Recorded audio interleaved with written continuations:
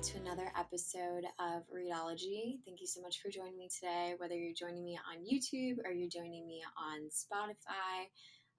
Thank you for coming back for another episode. Today's episode is all about capitalism. So I'm going to be talking about the 9 to 5 lies that capitalism tells you and kind of where I'm at in my 9 to 5 journey and sort of navigating my way out of it. So if you resonate with any of this throughout the episode, please give me a like down below. Please recommend this podcast to someone that you think will also resonate with it.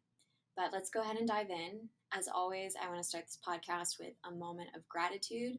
So go ahead and take one hand, place it over your heart, place your other hand over your stomach or diaphragm. Take a nice deep inhale and exhale. Just bring yourself to the present moment. Today, I'm really grateful for rest. I haven't had it in a really long time, but I am planning on going to bed early tonight. So I'm really grateful for what's about to be a great night's rest. And I'm also grateful that I was able to get away this past weekend for Memorial Day and just turn off, like not be crazy on social media, not be posting all the time, not be working. I'm really grateful that I had that time. Okay, let's get into it. So, the 9 to 5. I think that this is a really good episode topic because I'm somebody who has been working the 9 to 5 for a very, very long time. I started my corporate journey pretty young. Right out of high school, I landed an internship at a really notable media company, and I worked there for 4 consecutive summers with a scholarship in corporate. And, essentially I was learning the ropes. I was working in multiple media departments, and I love the company and I love the people that I worked with. But I feel like I learned pretty early on that I'm just going to adjust my mic really quick. I feel like I learned pretty early on that that was not where I foresaw myself in the long run. I definitely knew that I didn't have the attention span to be sitting at a desk. I just feel like I'm somebody who is too creative and too vibrant and exuberant and also a little stubborn and just not really detail oriented. So if you're listening to this and you feel like you identify with any of those things, you're not alone. I actually think it's completely normal for people to not be made for a 9 to 5 lifestyle. You should not be beating yourself up if you can't sit at your desk for 8 hours a day and be productive. And most employers know anyway that out of an 8 hour workday, you're only productive for 3 hours. So, yeah, so let's just start with that. And I think a lie that comes to mind when I think of the 9 to 5, and also kind of why I'm still in the 9 to 5, is this idea of stability that I think really needs to be challenged. And I think it started to be challenged a lot during COVID when, people were losing their jobs. People were losing jobs that they thought were very stable. People were taking pay cuts. I know at the company that I work for now, their retirement match was cut off for a little over a year. And those are big things. Those are all things that when you think about it, it's like no matter what job you had during COVID, it's like I just realized that there was no guaranteed job security. And I realized that because I was working as a teacher at the time in Spain. I was doing my program, my teaching program, and in the blink of an eye, it was cut short and it was done. And then, without any notice whatsoever, I had to come home, and luckily I was paid out through the end of my program, but I had no idea what I wanted to do. I had no idea what my next step was going to be. I had been planning to, come home and get my own apartment and work my 9 to 5 and be in corporate. But there was something about my whole experience just working in a completely different environment, being with kids all the time, just enjoying a slower paced lifestyle and a lower cost of living that really allowed me to identify what I valued most. And so it was like by the time that I felt like the rug was pulled out from under me, I was already questioning this idea of the quote unquote stable 9 to 5 that I feel like everyone is constantly fed. And I think in contrast a lot to how it is in the United States, where we glorify being overworked and underpaid, and it's kind of like a competition for who can run themselves into the ground the fastest. I really found it to be just different in Europe. It was a very like 180 situation where you have ample time for lunch. Everyone just wants to conversate and communicate and get to know each other and just take their time and really like enjoy their food and enjoy their life. And you get off earlier than you do here in the US. And I love that. And I want that. I want that back so badly. But yeah, I want to keep exploring other aspects of myself. And I felt like by nature of living in Spain and living in Spain on a very small island, I was able to explore so many aspects of myself, like the fact that I actually love being around children in a learning environment. And it's funny because, during the whole experience of it all, I honestly, people would ask me, "Do you ever think you become a teacher?" And I was always so adamantly like, no, no, no, I don't want to be a teacher. But I actually am still private tutoring now, like a whole year plus later after that experience. And I look forward to it every single weekend. It's like one of the things that's like the highlight of my day is being able to sit down with my students and just tutor them and like learn something new with them and like have those conversations. Um, so it's made me realize that I am somebody who never wants to stop learning and I never want to stop being creative. And when you're in the 9 to 5, it's sort of like you do what you're asked to do and you do it as efficiently and quickly as possible. And you're just a literal machine for 8 hours a day. You're not supposed to have any other needs other than your hour for lunch where you go eat. And that's kind of it. And it's sort of like, I feel really lucky to have entered the real work world post COVID because most people's jobs are remote. And I know some people don't really like that. But now, having worked multiple remote jobs, I can honestly say that I enjoy a greater life balance now than I would have working in an office because I've also done that before. But the one thing I really do miss is the socialization. But this is something that I talk to people a lot about. It's like, people talk about how they work for like 8+ hours a day, but their company will do really nice things for them, like have happy hours, or like a company that I worked at in the past used to cater bagels every Friday, like gourmet bagels from like the best bagel place in town. And they'll do like company parties and things like that. And honestly, now that I am, continuing to grow and develop myself within the corporate world, I feel like it's kind of a hoax.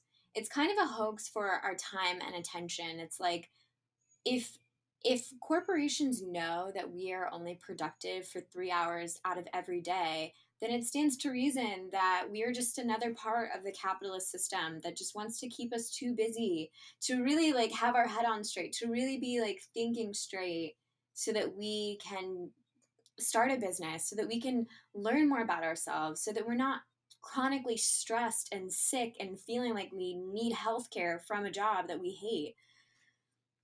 I'm getting impassioned here, but but that's kind of my 2 cents about that. So yeah, food for thought on that one. But I wanted to talk about how the book that I've been reading as this podcast is Readology, has helped me a lot on this journey. And again, this week we're talking about The Artist's Way by Julia Cameron, as it is a 16-week program, I believe. But I've really been taking my time with it. I think I spend like 2, sometimes 3 weeks on 1 week or one chapter of the book. So I really am taking my time, but I'm learning so, so much. And it really has been throughout this process of just rediscovering my inner child and like thinking about all the things that I do in my free time or would want to do in my free time that I either do and have to force myself to do with like the last bits of my daily energy, or the things that I just like think about doing. Like I would love to write a book, or I would love to make music, or I would love to draw, whatever it is. But it's really made me realize how much fulfillment and how much presence and mindfulness I get from those activities. And that's something that I really miss about my life. I really miss being present in my life and not using social media as an escape from a reality that I've created for myself and don't know how to uncreate for myself quite yet, if that makes sense. Um, and it is a little scary, but it's the more that I think about this concept of everything in our lives are designed to get our attention because our attention is the most powerful thing about us. And once our attention has been won over by commercials and Instagram ads and social media, we are literally walking zombies that are putting all of our manifestation power into a capitalist system. But we all have the power, we all have the ability to draw our attention back, to call our power back to ourselves and think, what do I want? What do I want to consciously create in my life? So that's something that I've been trying to be a lot better at. But the social media addiction is real. It is real, real, real. And as much as I want to say that I'm mindful of it, I am mindful of it, but I continue to indulge. So that's honestly how deep it goes. But the artist way has helped me a lot with that. And at the end of this episode, I'm going to be sharing some ways that you can tap into your inner artist so that you can create more mindfulness in your life and sort of just give yourself something to look forward to that's not being on social media. But we'll get to that a little bit later. Going on that topic and kind of like trailing off with that, I also wanted to talk about how reconnecting with your inner child really helps open you up to what naturally calls to you. And it's kind of interesting. I feel like right now, as a society, we are obsessed with this idea of purpose. We're obsessed with finding our purpose and finding fulfillment. And the way that it's kind of explained to us, or the way that we see celebrities in their purpose, is like all of a sudden they just woke up one day at like 4 years old and they were like, I'm going to be an actor or I'm going to be a musician. And the reality is, like, we have no idea what their backstory is. We have no idea what their origin story even really looks like because it's like, for them, what might be perceived one way of like, one day I just knew. But it's like, also, what about all those days where you didn't know? What about all those days where you were dazed and confused and searching for your purpose so hard and like crying on the floor because you didn't know what you wanted to do with your life, but you knew that you just wanted to be different? Like, what about all those days? I feel like not enough people talk about that part of the journey that is like the hardest. And that's where I'm at right now. I don't know about anybody else, but that's where I'm at right now. That's how I feel on a daily basis. But what I have realized a lot is that through tapping into my own creativity, I'm learning so much about myself that I feel like I knew about myself and then I like forgot. It's kind of like when you have a best friend in the whole wide world and you slowly like lose touch with them, and like sometimes you have friends that you do that with because it's just time to like move on from them, but sometimes you have friends that you do that with because they move away or whatever, but you have nothing but fond memories of them and you're like, wow, that person was so awesome, I would love to reconnect with them. I feel like that's me for myself. Like I feel like I think of who I was as a child and I miss that. Like I miss myself, and I also feel like I was closer to my, I guess, purpose, you could say, as a child. And then time and expectations and capitalism and just this like rat race machine that we're just kind of thrown into with the guise of like, this is what's stable, this is what's good, this is what everybody else does. I feel like I've been in the hamster wheel for so long, just like moving further and further away from who that person was. Um, but this book has really helped me make my way back. And as I find things that light me up again, as I find things that draw me to presence, and as I'm sitting on social media and I'm like, I could be playing my ukulele right now. That's the one thing that I know that no matter how I'm feeling will make me feel good. Let me just do it. That's a really powerful thing. And if you don't have that one thing in your life, I encourage you to find it, because those are the things, those are the breadcrumbs that by following them are going to lead you to your purpose.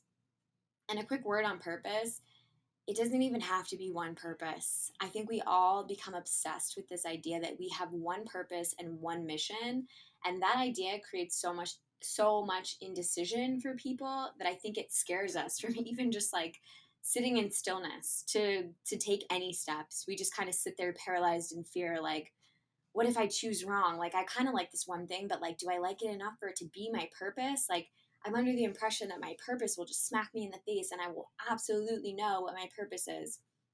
And maybe for some people it's like that, but I can already tell you that at 24, almost 25 years of age, that is not Maybe it will be how my purpose is, but I will always look back on what has been the last year and a half, almost 2 years for me. I will always remember these moments of confusion and just like, oh my God, what am I doing with my life?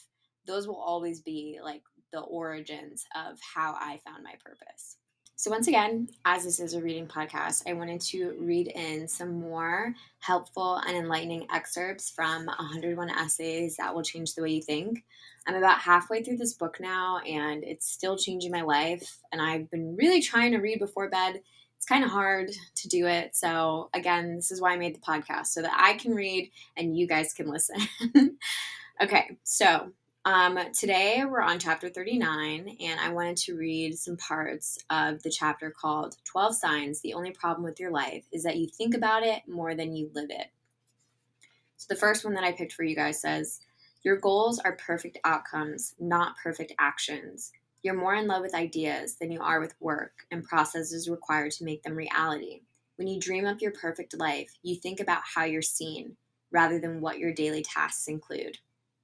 Quick word on that. If you think about how visualization is so sensationalized right now, especially in this manifestation movement, I feel like everyone is riding, which I think is amazing, by the way. But it's also not just visualizing what you want your life to look like, it's also how you want it to feel. And a large part of what I am realizing about how deeply embedded into capitalism I am is that it's not, I don't care a lot about material things. I've always been somebody who is more experiential and really values like the connections I make with people and the way that I feel on a day-to-day basis. But when you see this idea of success being like, you have the nice cars and you have the expensive clothes and you can take fancy vacations, all of those are really nice things, but it's like, do you even want a Mercedes Benz? Do you even want a Tesla? Like, I don't, I mean, I don't. I don't. So I guess if you do, that's great. More power to you. But if you don't, or if you're not sure really what you want, just reevaluate your idea of success and reevaluate the tiny steps that you're taking to get to your version of success. Like, don't let everybody else's version of success and financial freedom be what yours means to you. Like, honestly, for me, financial freedom literally just means I have my student loans paid off and I can live anywhere in the world that I want without scraping my pennies together. Okay, the next one. You're a maladaptive daydreamer. Maladaptive daydreaming is when you imagine extensive fantasies to replace human interaction or general function. Many people experience it while listening to music or doing some kind of rocking motion, either walking, pacing, swinging, etc. Rather than cope with issues in life, you just daydream about grandiose alternatives that give you a high to eliminate the uncomfortable feeling. I won't say much about that, but I feel like a lot of people know what that feels like. Another one says, you tend to resist what you want the most.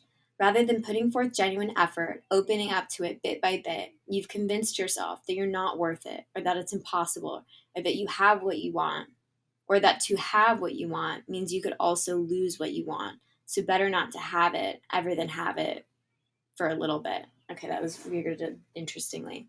But this kind of goes back to the idea of like self-sabotaging.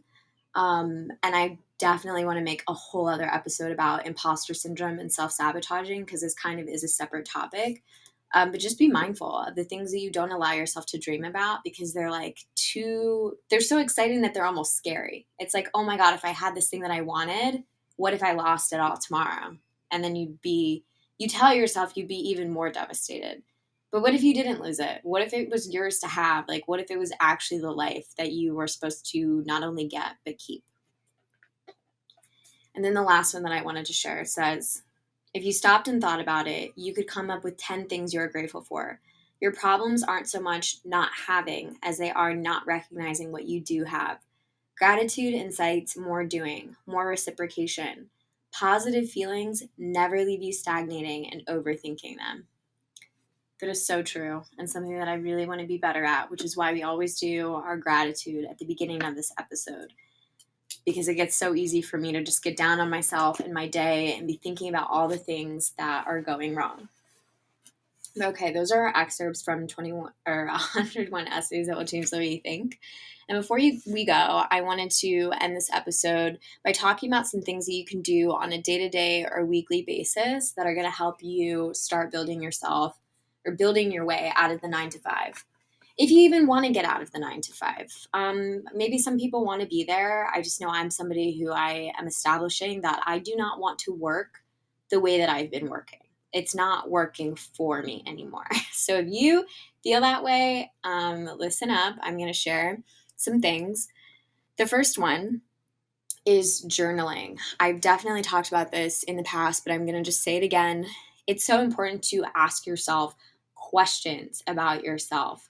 I think there's no greater power in this lifetime that you wield than to know yourself and to know yourself well. So always be asking yourself questions. And journaling reveals so many parts of your subconscious, like behaviors and thought patterns that you don't even know that you hold on to until you can literally see it out on a page.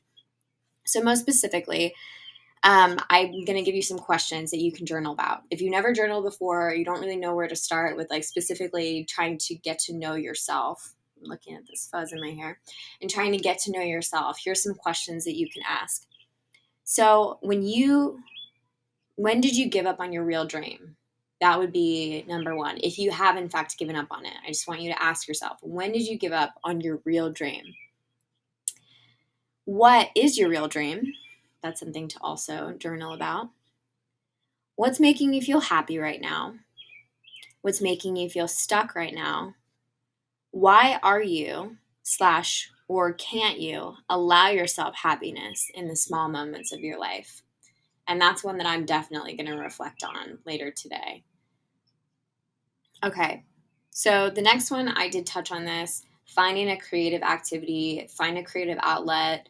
And I feel like a lot of people may think that being creative involves like painting or drawing or writing or doing things like that.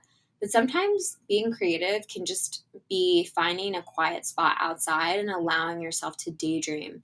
It can literally be talking to yourself and telling yourself a story. Like, for me, in the artist way, we're supposed to take ourselves on artist dates. And sometimes my artist date or like my time alone with myself, where I'm just supposed to be creative and like solitary, is just me outside talking to the trees. And I feel a little crazy, but I go out there and I do it and I sit in silence and I meditate a little bit. And that's my artist date. So if you want to find a creative activity, if there's nothing that really speaks to you that you can currently pinpoint, just try sitting in nature and try talking to yourself whenever the mood strikes you. And then the last one is create more than you consume. And I can't harp on this enough. I said this before and I'll say it again. We are always consuming content from the time we wake up to the time we go to sleep. And unless you're actively creating something, most likely you're consuming something. And even for me, as I'm reading these self help books and kind of transmuting them for other people's listening and understanding, I'm still consuming. And sometimes I have to challenge myself to really sit and be like, well, what do I think? Like, what do I think about life? What do I think are life lessons that people need to know? And sometimes I do share them with, with you guys. And sometimes I'm just like, okay, let me read out of this book because thinking for myself feels too hard. But I challenge you to think for yourself for an hour every day. If you can take an hour off of social media a day to just consciously do something creative where you're putting something out into the world or sharing something with somebody, please do it and at least try. So, okay, that is the episode for today. Please stick around for the affirmations. Today's affirmations are going to be all about channeling your creativity and trusting your inner creativity. So let's go ahead and find another moment of stillness here together. And I want you to repeat the first affirmation, which is, my creativity is channeled through me effortlessly. Let's repeat. My creativity is channeled through me effortlessly. The next one is very simple. It's, I am healing. And we repeat, I am healing. And then the last one, I allow myself to unbecome that which is not really me. I allow myself to unbecome that which is not really me. Take a moment to affirm in your heart or out loud, wherever you are. And I hope you guys enjoyed this episode of Readology. If you're on YouTube, please leave me a comment down below. If you're on Spotify listening to me, again, please share with a friend or family member if this resonated with you. And I'll see you guys next week. Bye.